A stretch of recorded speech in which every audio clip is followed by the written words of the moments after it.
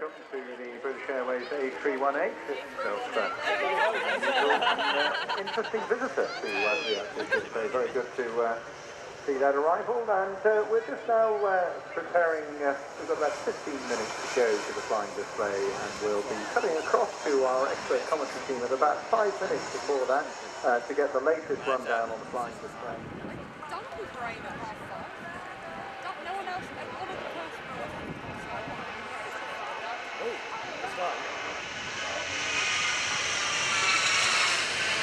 The Patrulla Aguila.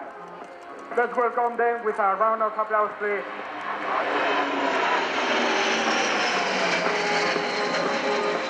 In information, Aguila 4 is surrounded by the rest of the aircraft, forcing correction to be very gentle. The distance between aircraft is no more than 6 feet. Are you ready? I wanna dance by water in the Mexican sky. Reach the mother inside.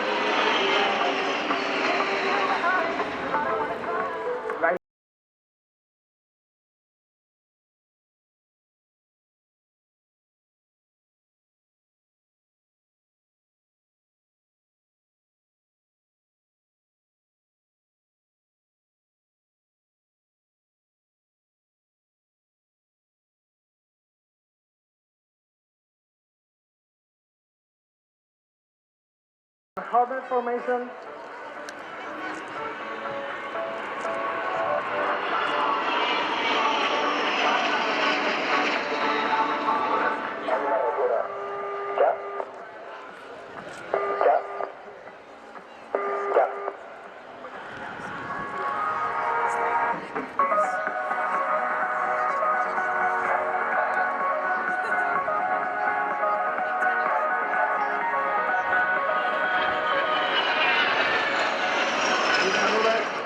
Solo 4 until 7 Gs twice. The Solo Eagle 5 is major marine with more than 1,000 inverted, and Eagle 3 performing several barrel rolls.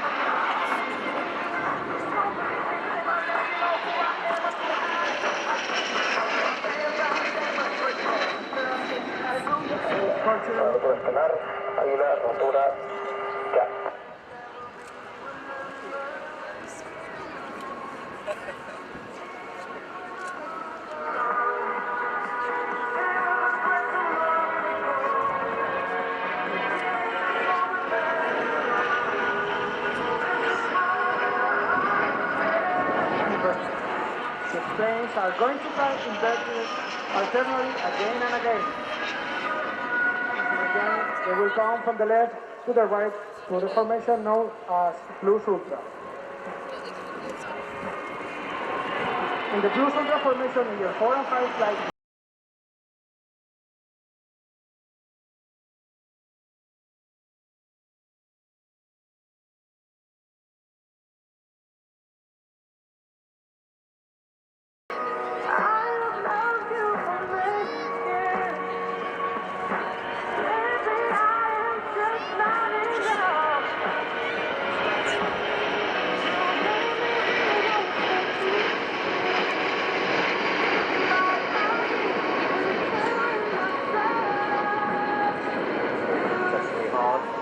as they're pulling, the aircraft is producing a lot of lift, which gives high pressure underneath the aircraft and under the wings, and low pressure above.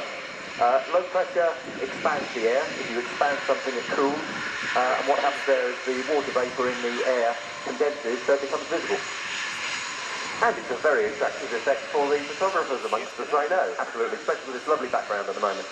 Indeed, and plunging back then with the F-16 and the F-18, our next two display acts. Meanwhile, George was just talking about the RAF village and marked some very, very interesting aeroplanes are on show there. We've got for the first time an in-service Airbus Atlas C1. Yeah, I'd like to give a big shout out to everybody in the RAF village.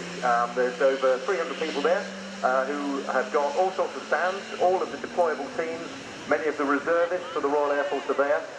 Recruiting at the moment. If you fancy joining the Royal Air Force but can't commit to a full-time job, you could be a reservist within around 3 months or so, which gives you plenty of time to be here on display next year perhaps.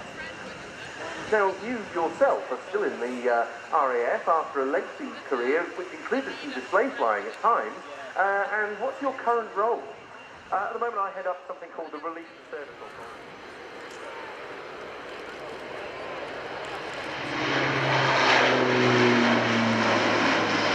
There you see that performance, 17-degree angle of bank, straight into a right-hand turn after takeoff. The Turkish Air Force, the RAF, the German Luftwaffe and the Royal Malaysian Air Force have also taken delivery.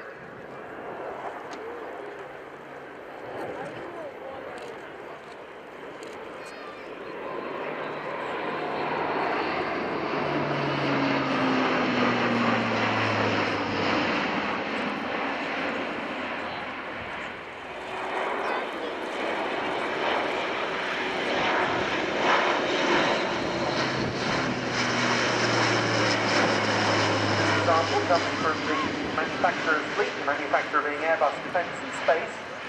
And still the test programme continues in spite of first deliveries to customer air arms. One of the aircraft's capabilities is air-to-air refuelling, and this year an A400M from the test fleet for the first time refueled 2 fast jets simultaneously in the shape of Spanish Air Force EF-18 Hornets. And in Royal Air Force service now we have 3 aircraft based at Brighton Norton, and as with most new aircraft there's an incremental capability increase. Aeromedical evacuation just started, and ultimately paradropping, low-level container delivery, and special forces in search and roll by day and by night.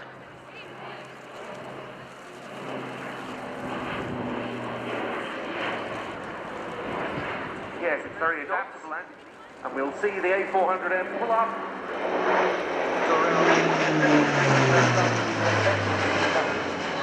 120-degree angle of bank capability being demonstrated on the top. There it goes.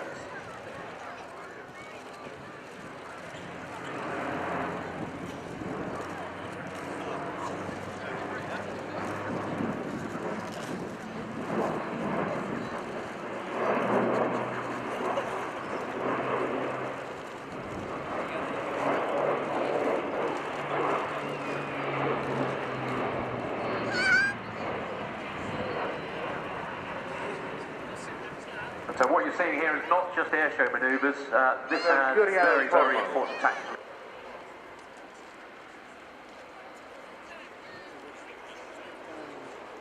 They're flying MSN-6, the 6th of the development aircraft.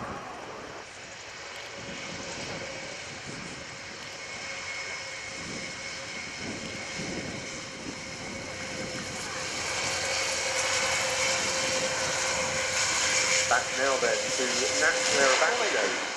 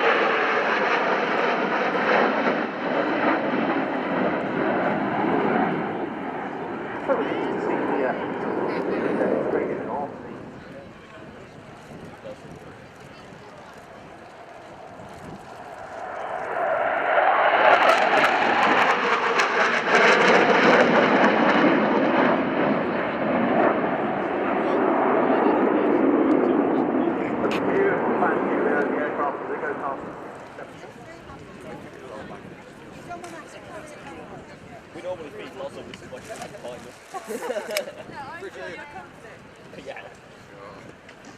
We'll believe that. I've not eaten those yet. We'd already eaten the sausage flaps, yeah. Well, I didn't get any. I've never had one.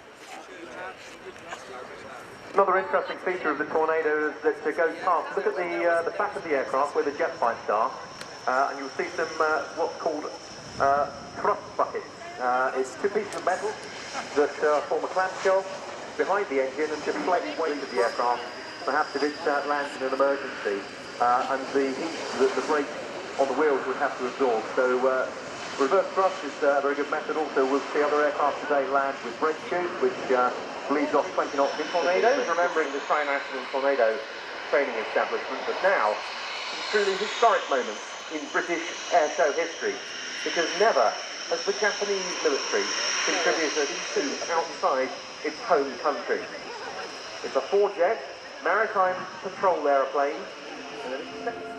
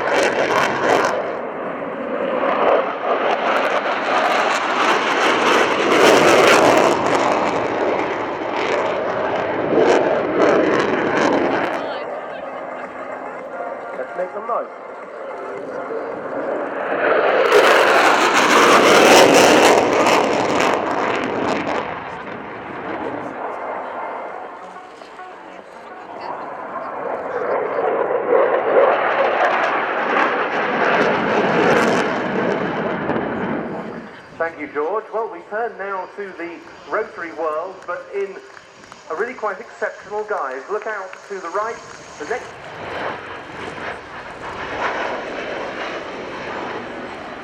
A very welcome return to the CD-22B models like this one of the Air Force were first delivered for test duties in September 2000. Training commenced in August 2006, and operational capability came in early 2007. So the aircraft, which has flown straight in from Milton Hall, has now landed on, ready to get airborne again in a very short rolling takeoff. And here again you can see close up that transition.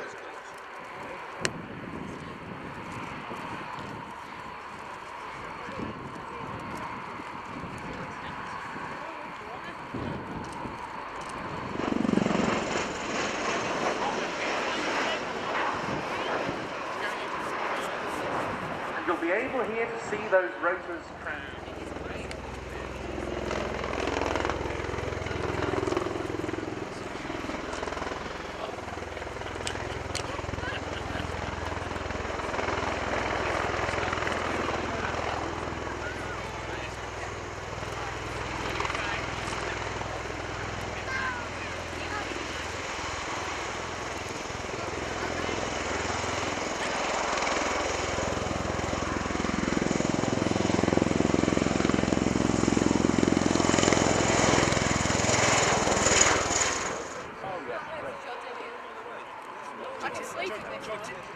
Yeah.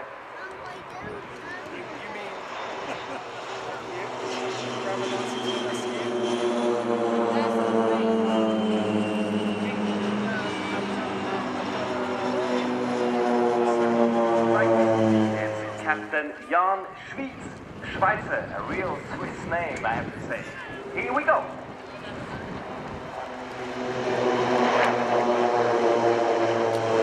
Older version called the Cougar, and with many aircraft you can spot the difference from the outside very hardly. It's the inside which makes it more spectacular. And the difference to this is 060 transport helicopter, updated in the year 2006, differs in a very bright searchlight, state-of-the-art navigational equipment, and a helmet-mounted system for the helicopter pilots.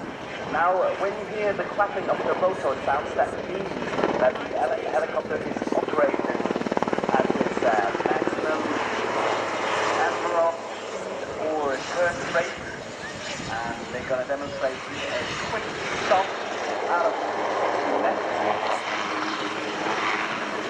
All green, no flags, no warnings, and up they go for a screwdriver up.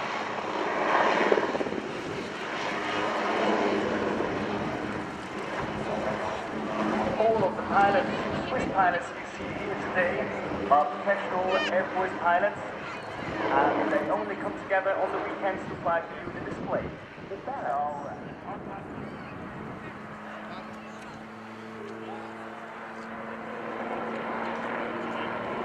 Wonderful, and that time flies once you're having fun. The helicopter crew now slowly comes to an end of its display, and they will do one final trick to greet you, ladies and gentlemen. They will wave out of the cockpit. And now, as you know, to fly an aircraft or a helicopter, it needs both hands, both feet. And what you see now is one pilot, and that's quite challenging. Crew coordination. So if you have something to wave back at our pilots, please do so. They will see, they will notice it as a sign of appreciation.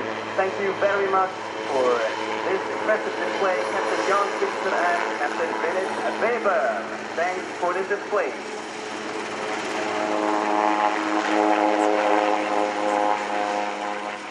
The Kawasaki P1.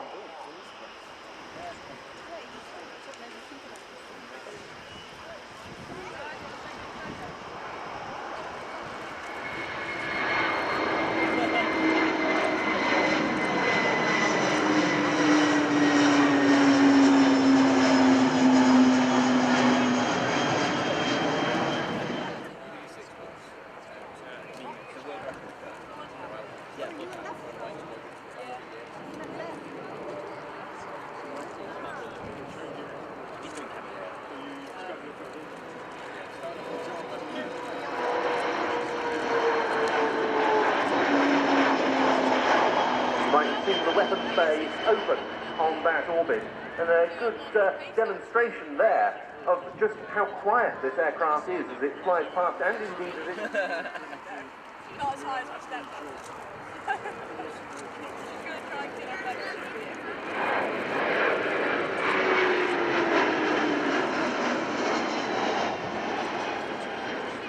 Again, a very quiet performance on that pass. The XF7 engines, also made in Japan, developed specifically for the P1.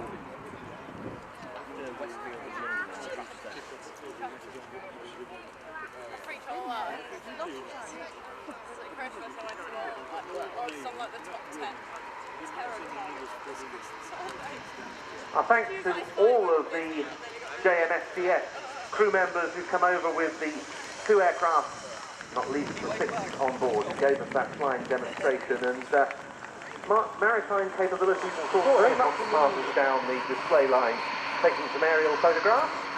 The chairman of Royal Air Force Charitable Trust Enterprises, Alan Smith, indeed.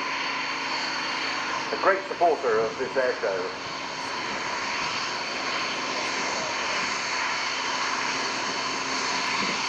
Plenty to come of great interest over the next couple of hours of the display. Ramex Delta, the next item. Then we'll see the US Air Force CD-22B Osprey, which will be coming in from Milton Hall, followed by the Swiss Air Force PC-7 team and the Swiss Air Force Patrulla Aguila.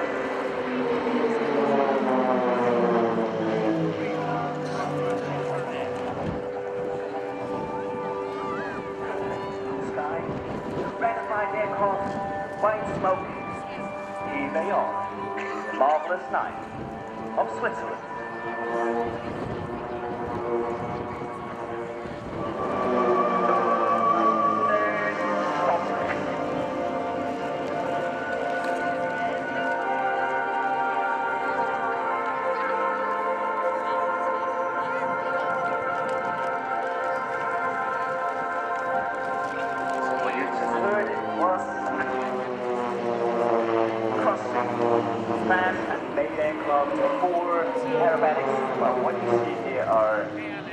standard aerobatic maneuvers every display pilot and every military pilot has to know. Loop in the mini diamonds.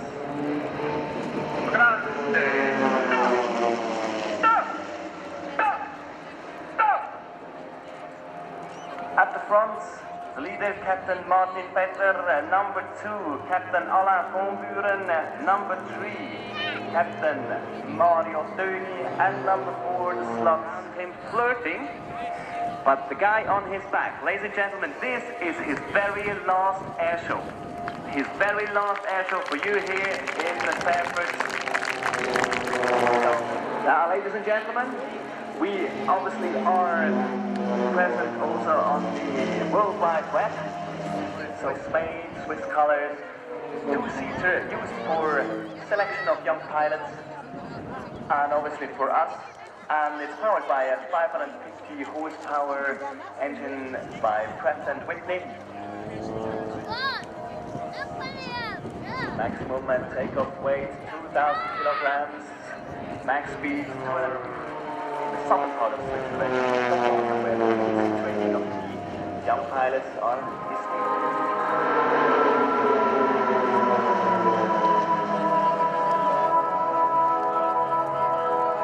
quick change into rockets. Switzerland is also taking place in the European Space Agency. And you have found out by now, I guess, that aviation, it's all this whole family spread all around the world. But if you want to participate within the Swiss airport and you want to be in a cockpit of a Super Puma, PC-7 or F-18 Hornets, spread that's the formation now.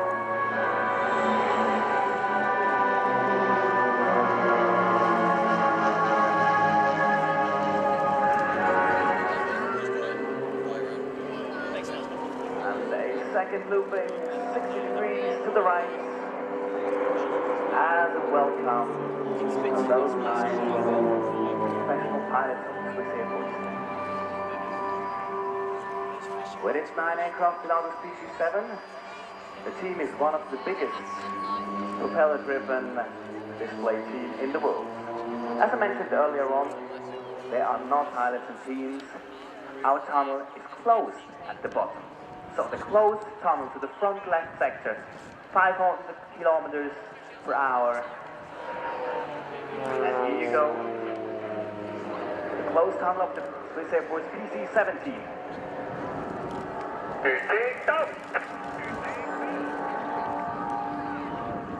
Wonderful, neat and clean in between.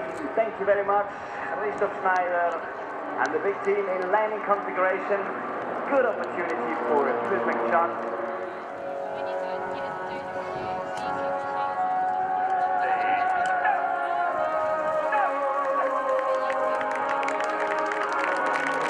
Yeah, and there's a huge amount of interest in it.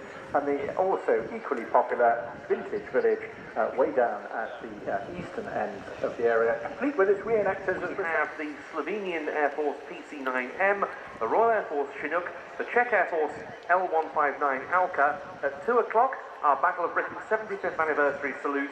That's followed by Vulcan X8558 and the Red Arrows, the Czech Air Force Bill Mike. And lastly, one of the unsung heroes of the Battle of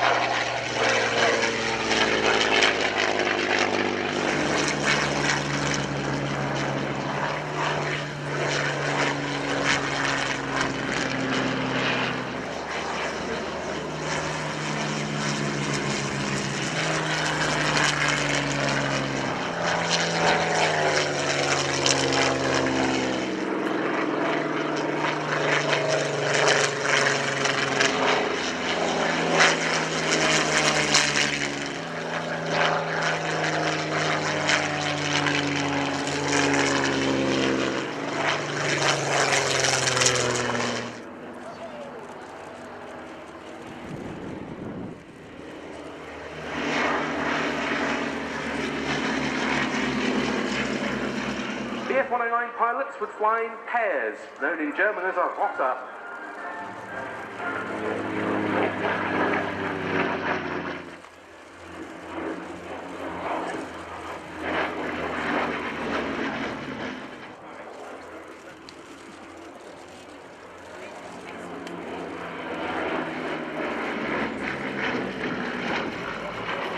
Fitted with an under.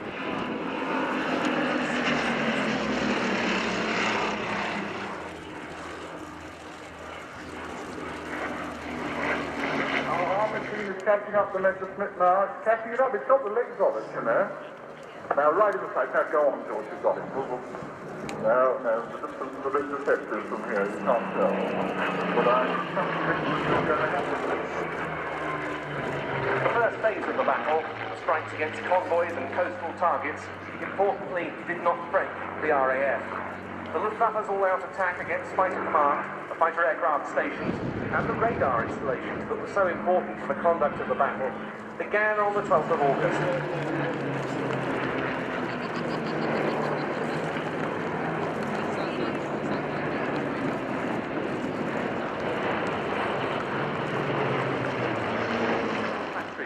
For people who were equally instrumental in achieving victory. No wonder we pay this tribute today.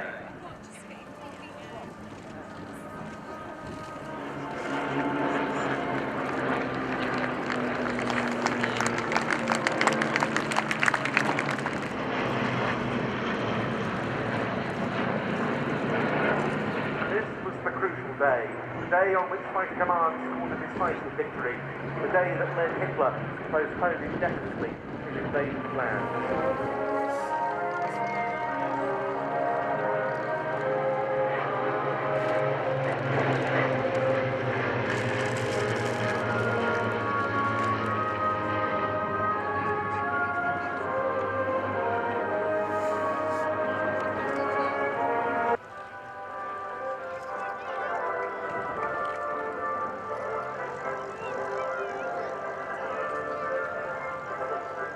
They touch down.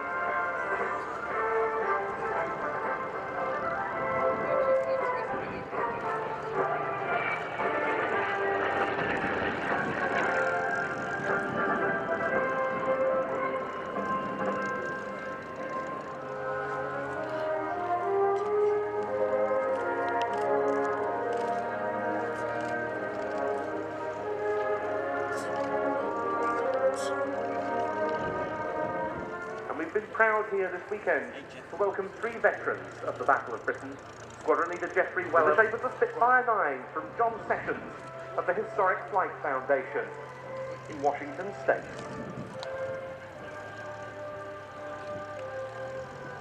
Once again, we see the Spitfires.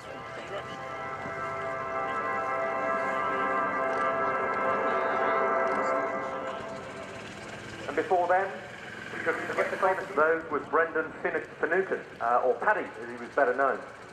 Born in Dublin in 1920, he first experienced flight at an air show at the Irish Air Corps Baldonnel base in 1932, aged just 12 years of age. Captivated by the minimum age possible. At the end of training, he was posted to RAF Hornchurch in June 1940 to join 65 Squadron. In the early days, he could be seen hanging around dispersal, and he put this extra flying that he got down to the fact that he survived the Battle of Britain.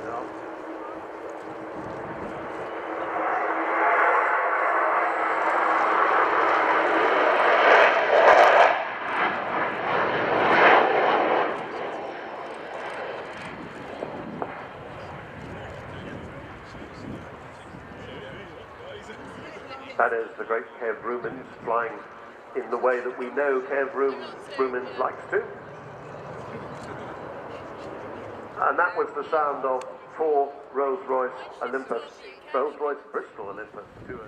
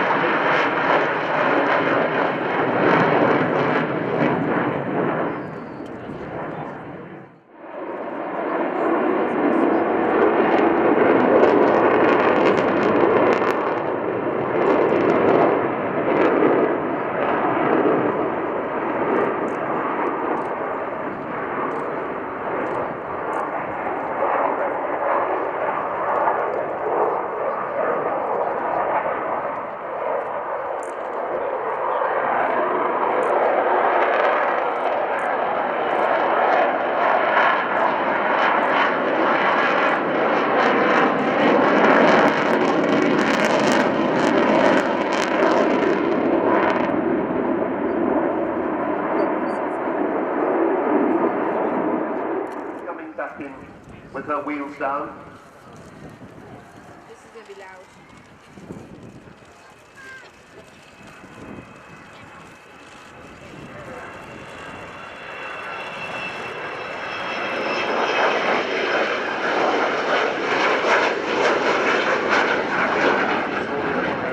Falkland Islands, the aircraft took 21 1,000-pound bombs, more than 10 tons of bombs.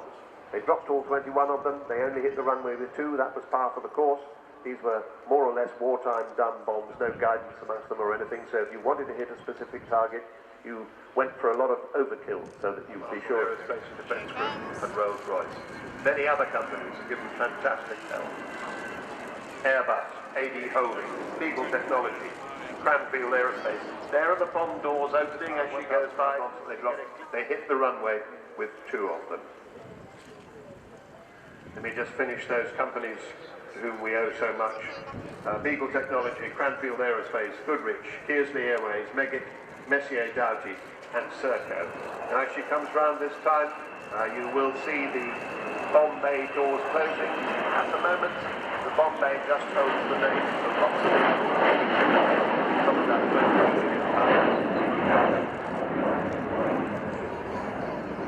Civil Aviation Authority regulations, Falcon will be prohibited from flying. She'll lose her permit. So it isn't about funding, although of course funding remains difficult. We're still costing £2 million a year to run her. And it's not about the supply of spare parts. It is about the mandatory third-party support. Now, she is still as safe as any aircraft flying today, but she's done 10% more hours than any other Vulcan before.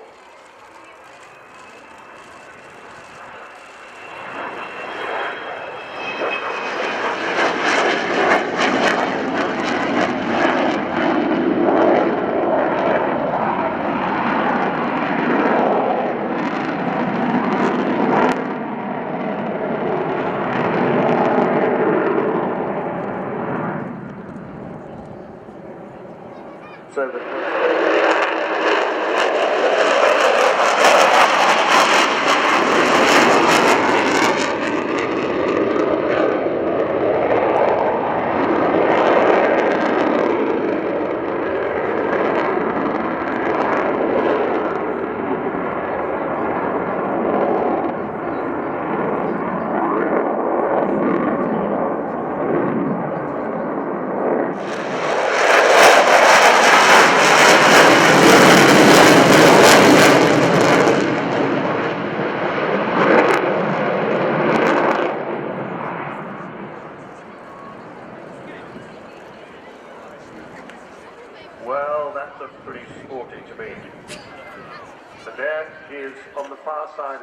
airfield. Take away on your own DVD of the Airshow today. Planes TV are here with 6 cameras roving around the show, capturing all the special moments.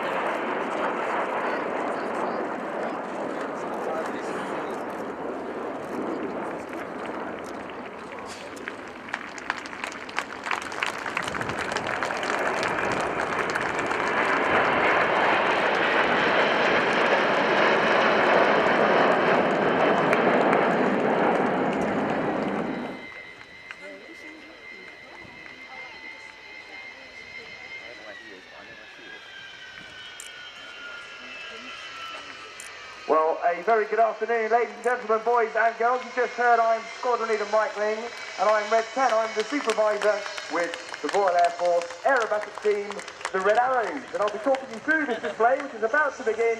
So please, a big round of applause for the very dancing presence about it. And an unmistakable shape with those stud wings, under which are mounted weapons pylons, and the stepped up twin cockpits at the front. The other in front and the pilot in the raised position behind. It wasn't always like that. The profile of the waters about to pull up for a wing over.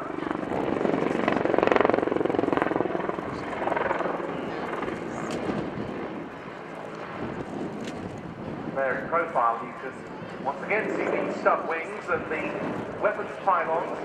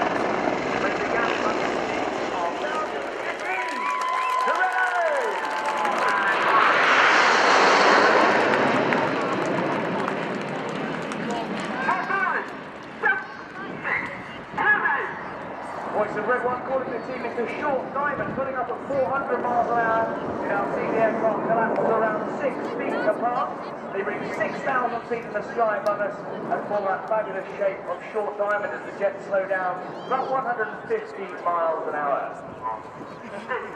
The voice of Red One Squadron Leader David Montenegro, who's in his first year as the team's leader. David is a former Hawk flying instructor that operationally flew the Tornado F3 in the air.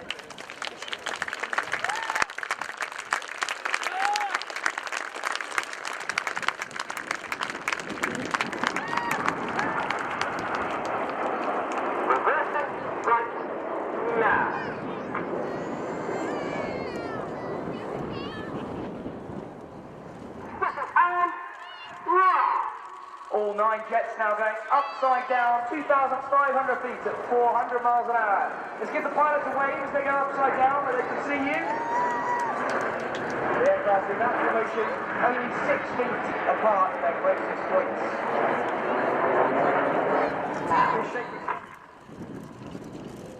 Time.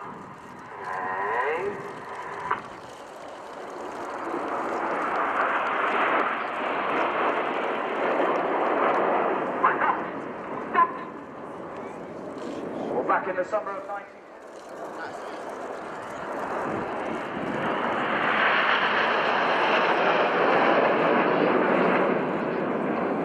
The lowermost aircraft as we see it now. Rolling now.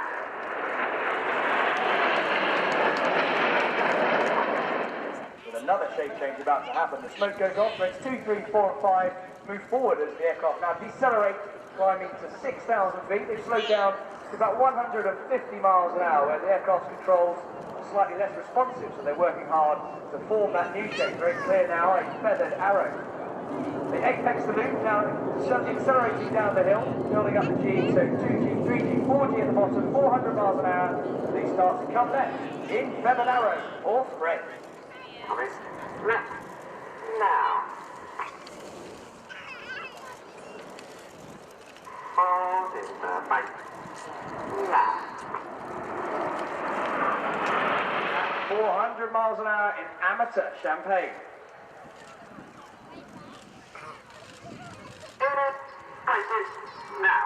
1 right. 2 right. There goes Ian. Jippo, stick to Red One's wing.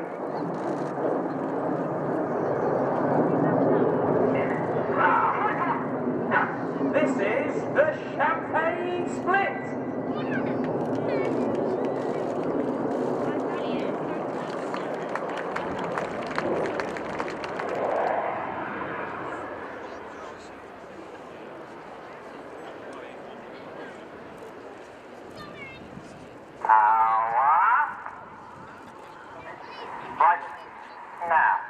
climbing, steeply drawing a red, white and blue stripe is Red 9, Flight Lieutenant Joe Hurston. Joe is a second-year pilot with the Red Arrows and is a former Hawk instructor. He then moved on to fly the Tornado GR4 before then going back to the Hawk. This time reaching a height of 7,000 feet. Each of the jets puts on their white smoke as they get ready to draw a heart. Keep your eyes top right of the heart for a third jet who's going to add a final touch. On comes his smoke as he draws a spear. This is Red 8, Flight Lieutenant Ollie Parr.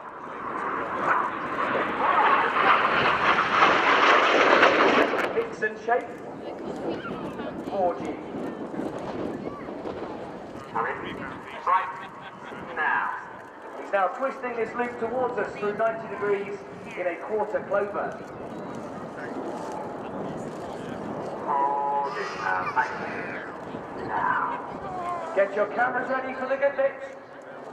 They're going to go straight towards us. This is the vertical break.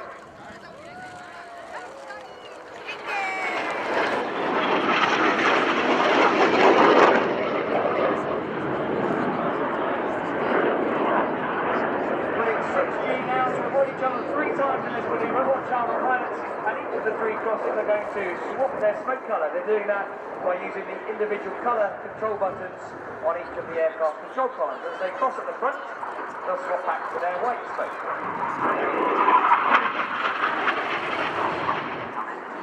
Right now. This is the Twister. Now. Right.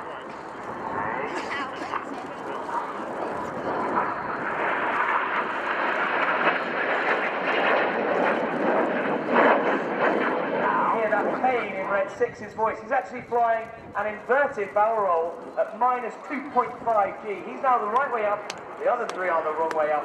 They fly the mirror roll.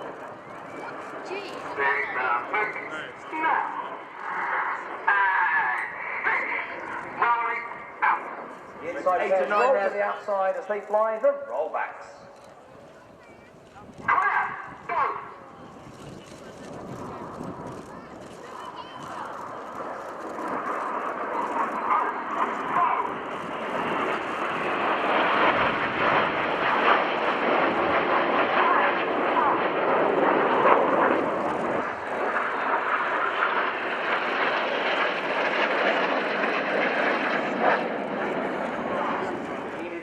Shape called Leader's Benefit. They are going to draw a red, white and blue snake-like shape of smoke in the sky now as they fly the Python.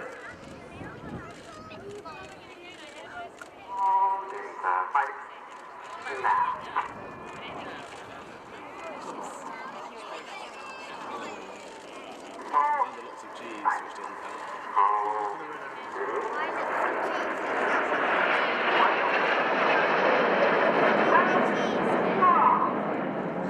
2, 3, 4, 5 change their smoke to white while red one uses colour. Really fast. Information about the smoke, we produce that by injecting regular diesel fuel into the exhaust of the engine, and that burns at around 400 degrees C, which makes diesel vaporise. The white smoke is diesel fuel, and then the red and blue are dyed.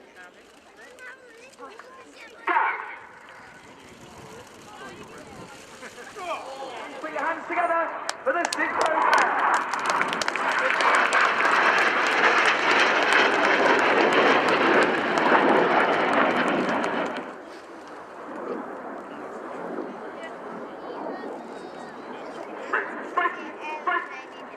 You've been watching the Royal Air Force Aerobatic Team. Now.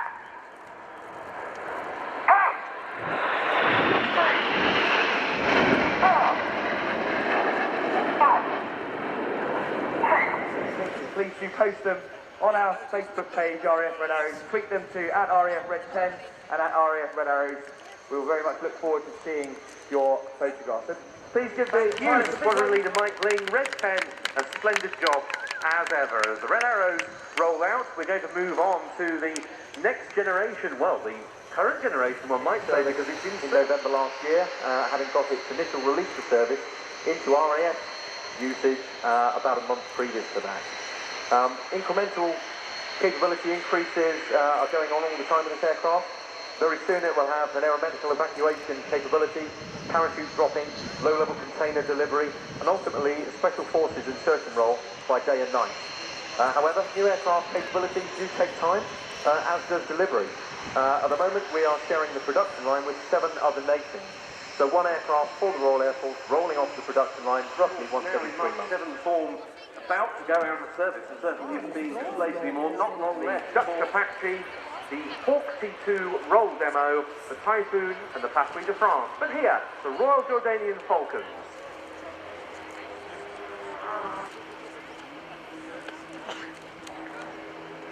Getting airborne in 4-ship formation. Good to see them back up to a 4. They were a trio last year.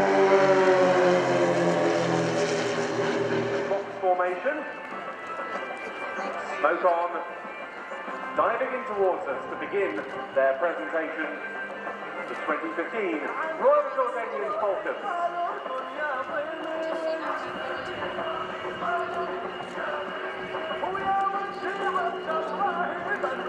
And there they are, pulling up into the first of a number of quarter clover manoeuvres.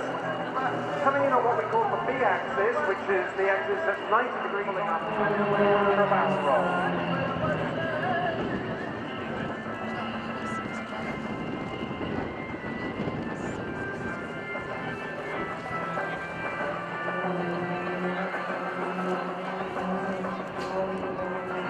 Leading the team for 2015. We have Captain Jamil Zayat, who joined the Royal Jordanian Air Force in 1992, graduating 3 years later from the King Hussein Air College. His tactical fighter conversion was on the Northrop F5. He then flew the Mirage F1 for 7 years, and he joined the Royal. Now the return of the main 3-ship formation, another quarter clover, which this time will see them going directly away from us. That's currently inverted. But here they are, rolling out and coming at us head-on for the signature manoeuvre of the Royal Jordanian Falcons, their famous Hashemite break.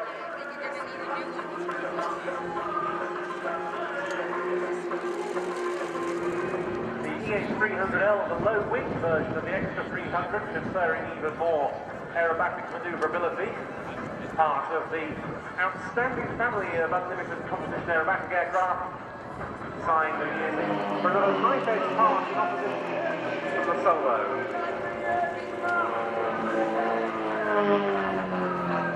There's the 3-ship in line abreast for a loop.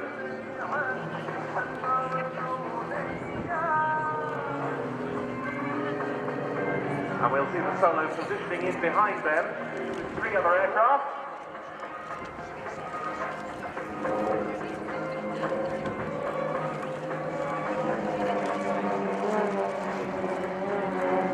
Very nice view. And in for their final Concorde fan break, the 2015 Royal Jordanian Falcons. Securing the skies, past, present and future theme. Absolutely, and that is the theme of today. The majority of aircraft that you will see today are involved in some way or another in securing the skies. Securing the skies is not just about fighter aircraft, but it's about everything else that builds the air picture and supports the aircraft that deliver weapons. And hence the securing the skies theme in terms of the static aircraft taking in types like the C-130J Hercules, the Voyager air-to-air refueling tanker and transport aircraft, the new Atlas.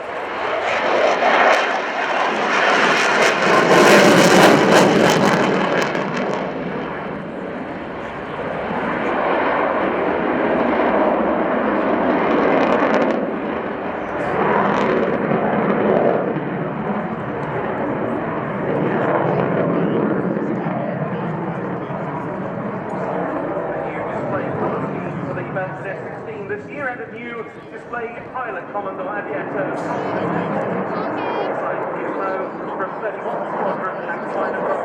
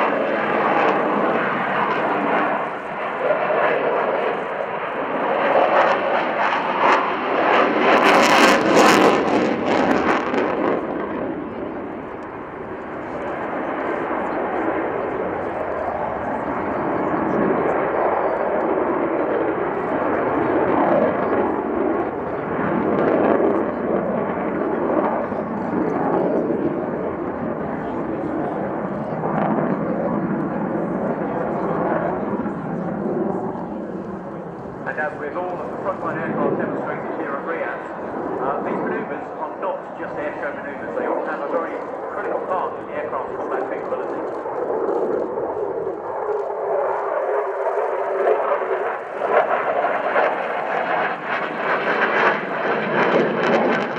Midlife upgrade, making the Belgian F-16s and those of other European NATO F-16A and B operators very capable in the air-to-ground sphere, as well as very good air-to-air dogfighters.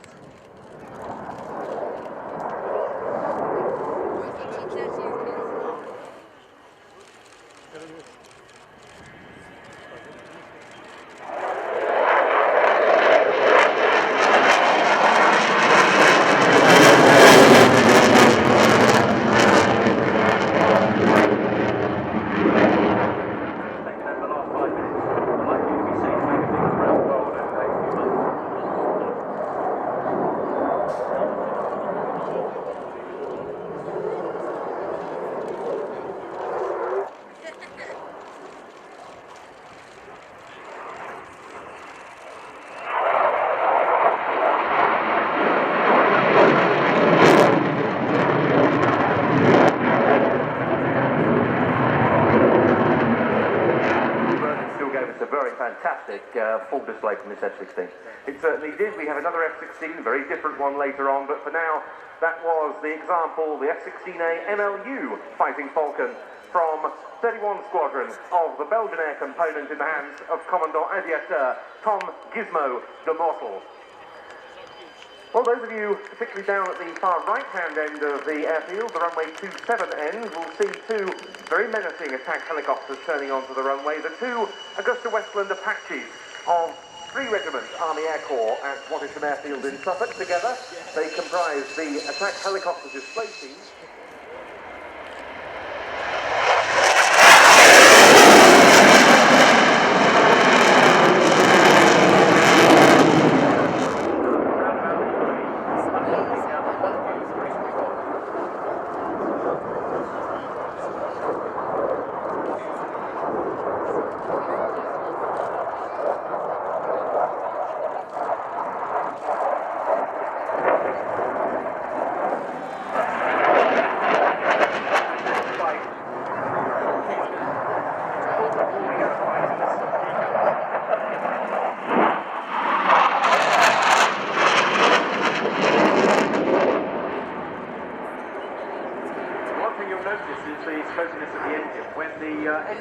Is unreheated and at high power settings, there's an incomplete carbonisation of the fuel. Once you get the extra temperature, folded by the completely, and that smoke disappears. And then, tail slide, a remarkable manoeuvre for a heavy jet fighter. The airspeed having fled off.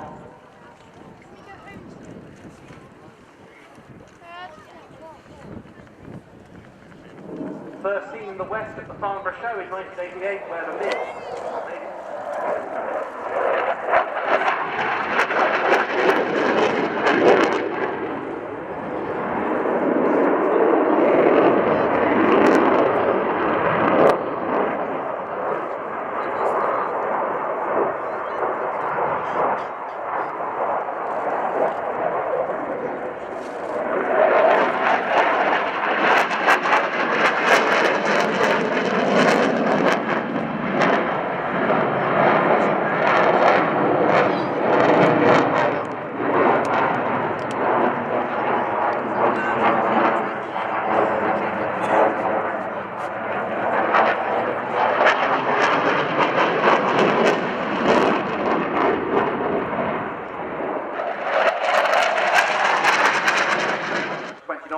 into a 25 knot headwind, giving it roughly 100 miles an hour over the ground.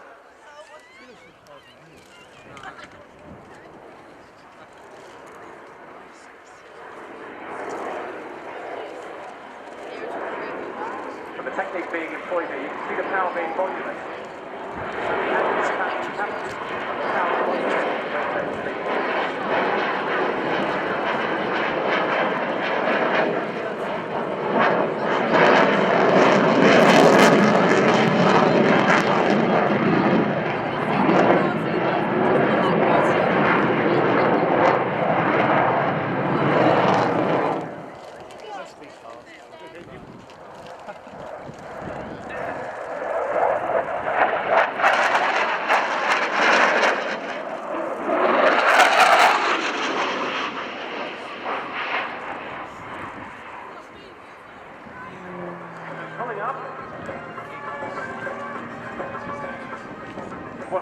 to be a talk roll. We'll see the aircraft Supermarine Spitfire 2A.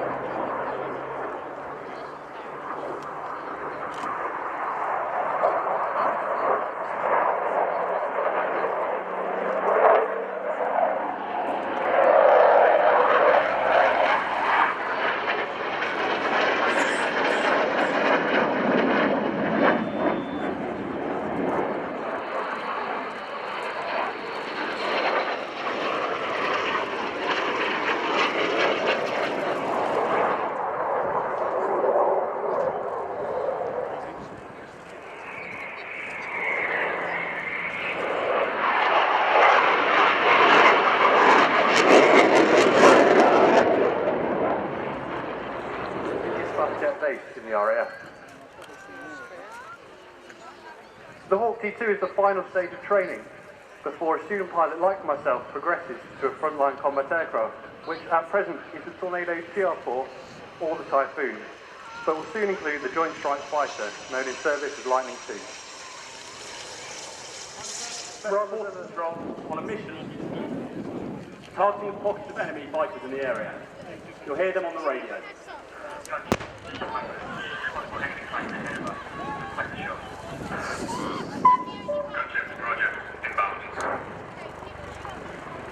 Hunter sighted from suspect entry.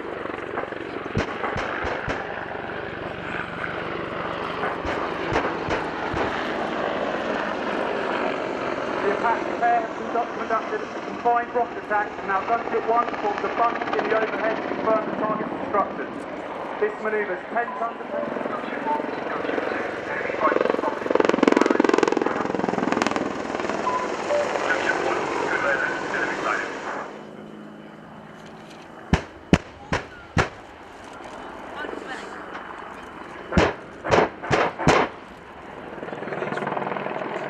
now established in a high hover, prepared to confirm the missile to direct hit.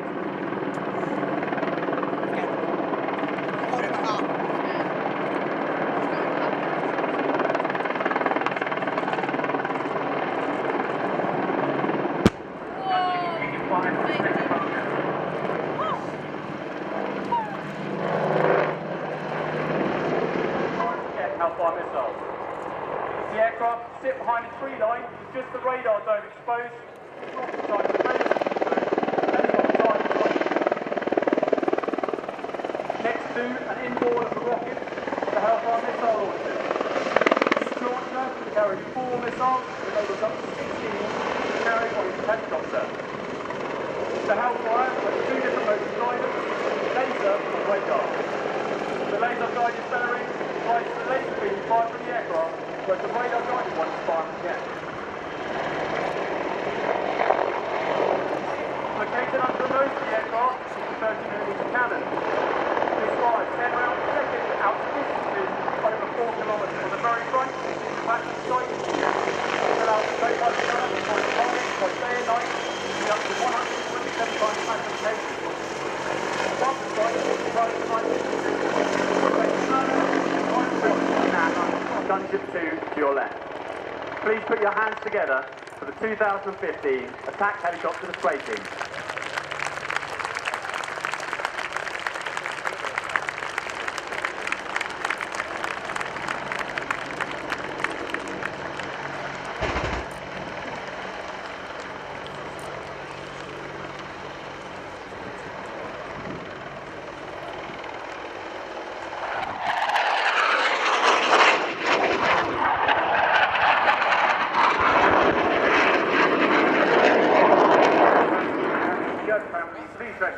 Right now, please welcome the 2015 Chinook display.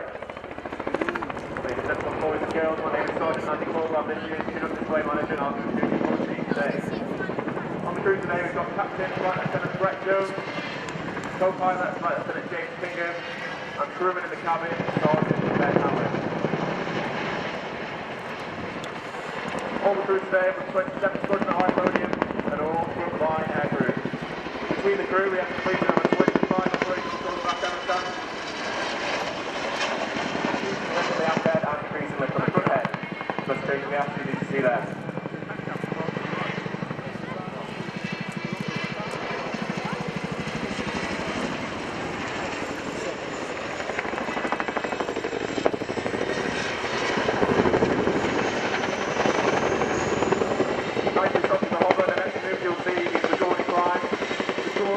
After a base in Bosnia, where the Chinook used to show off the other helicopters with its excess of power.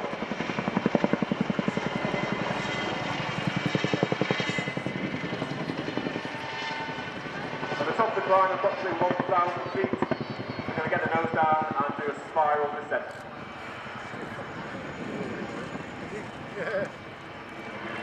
Sure, it's hard this time.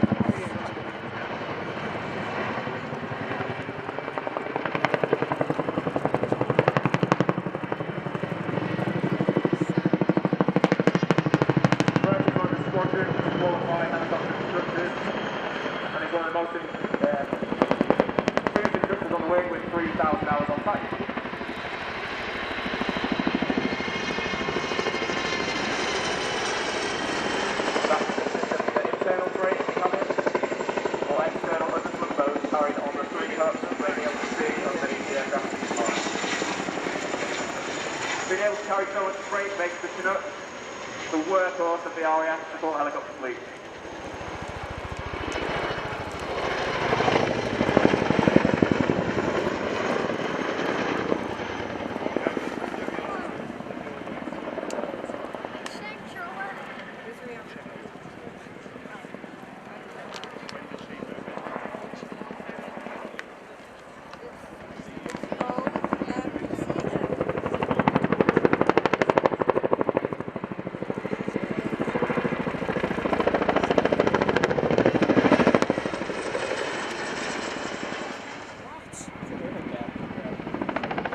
The aircraft will rapidly slow down and the wheels will touch the ground at approximately 60 knots. This reduces the burden and performance on the engine, allowing us to carry out a safe landing even on one engine, heavy configuration. Again, as the aircraft rolls past, make sure you give Sergeant Davey Hay the right hand door a wave.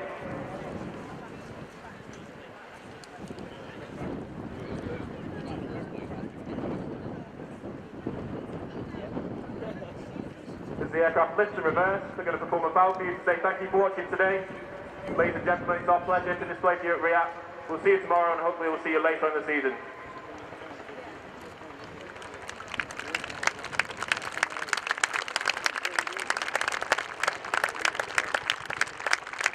As the aircraft departs over the shoulder, getting a big wave and a big cheer for the 2015 Royal Air Force Chinook display team.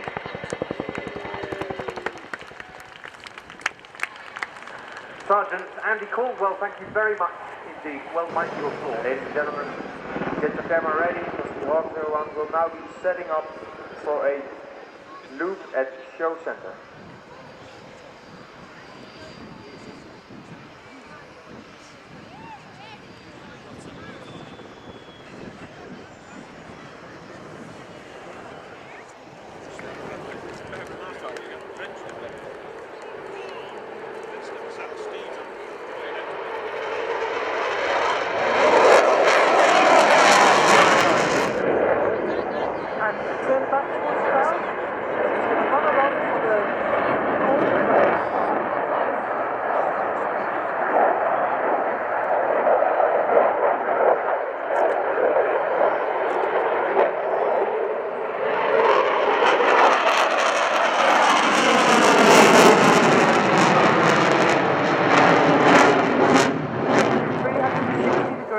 Hesitating at each 90.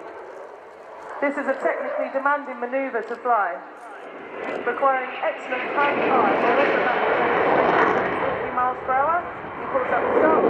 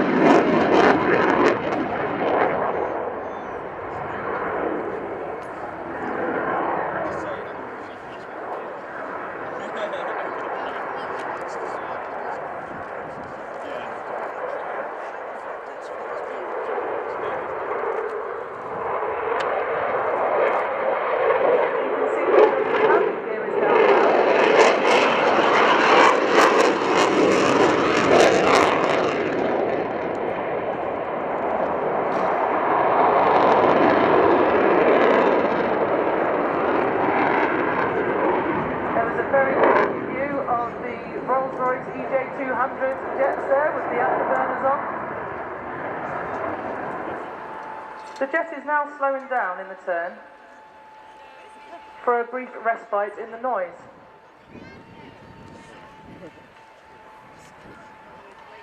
Going that slowly when it goes.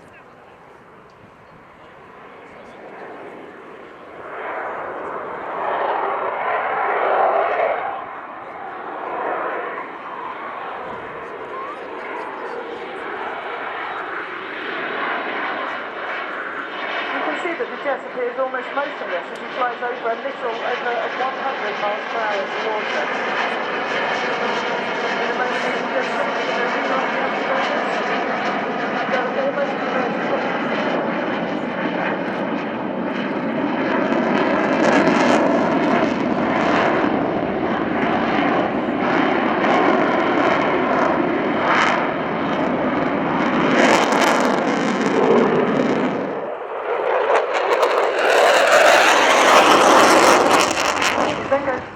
around and pull an outside turn. From one extreme to another, he'll be going to negative 3G at this point. All of the blood in his body will be forced up into his head. This is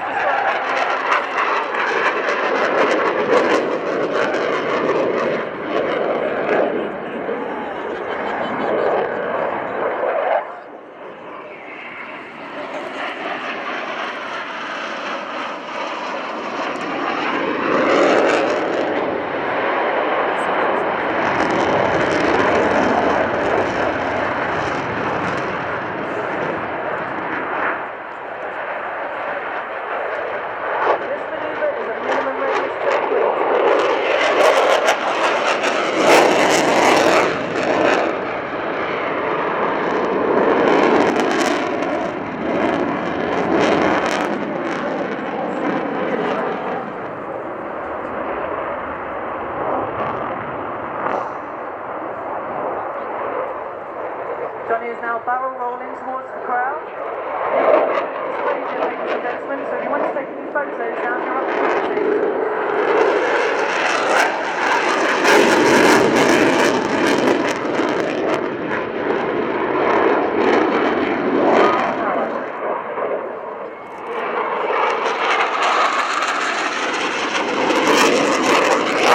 Aircraft that have flown today, and you can secure all this on your own personal DVD by ordering it very simply, or you can, of course, call in at one of their stands on your way out.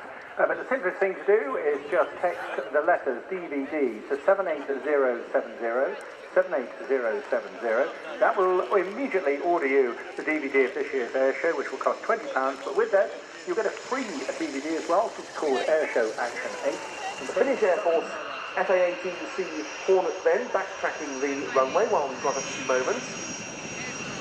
Takeoff direction, of course, into wind, so that means runway 27 today, therefore going from right to left in front of us.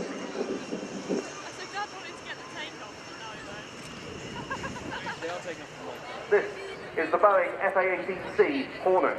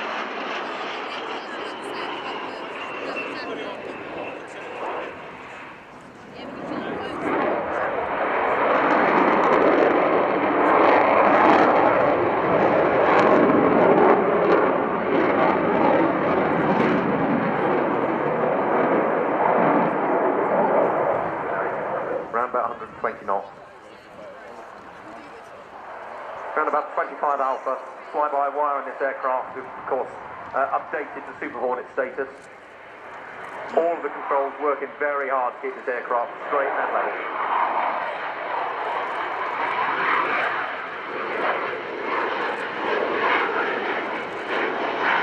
Now coming from a pair of General Electric S404 after the XLO back. Super Hornet,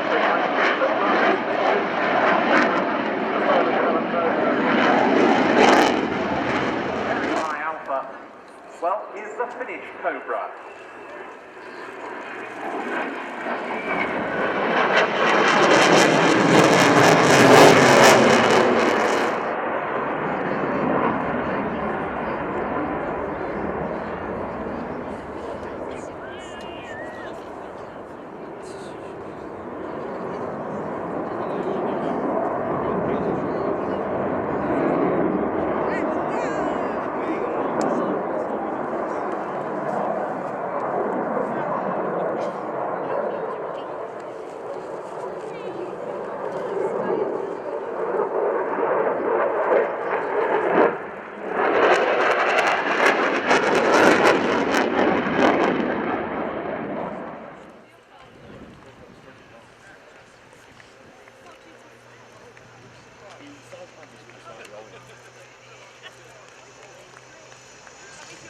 Well, before we see the return of the Apaches, which you may be able to see out on the horizon, we've got the takeoff of the next but one display item, and a pretty rare sight nowadays, a trio of Panavia Tornadoes, particularly a trio of multinational Panavia Tornadoes. 15!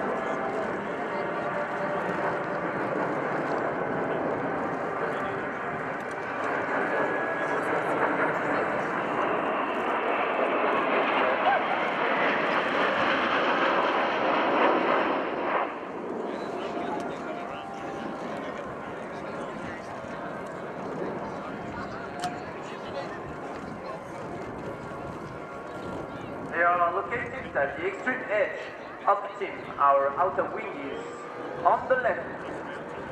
Ready to go.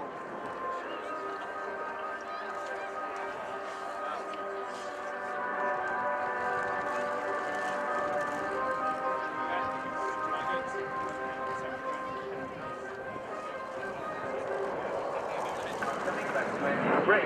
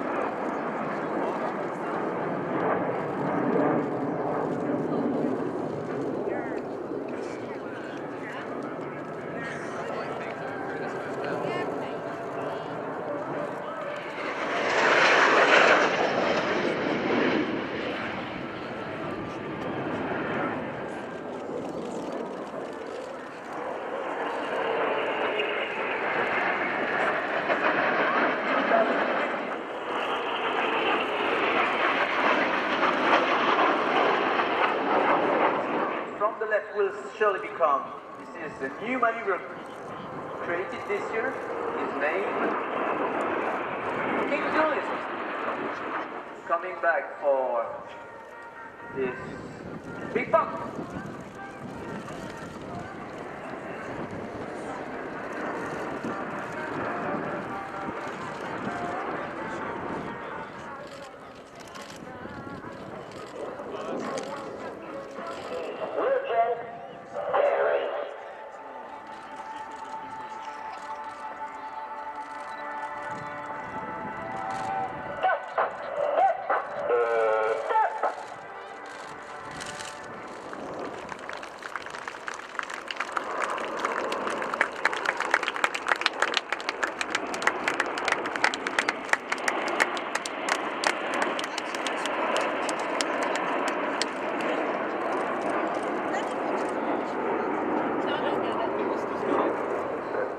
Don't cry because it's over, smile because it happened.